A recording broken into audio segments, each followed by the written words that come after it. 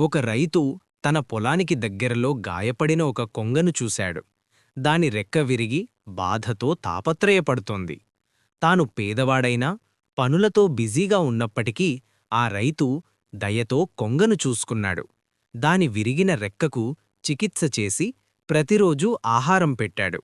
కొన్ని వారాల తర్వాత కొంగ పూర్తిగా కోలుకుని ఆకాశంలోకి ఎగిరిపోయింది.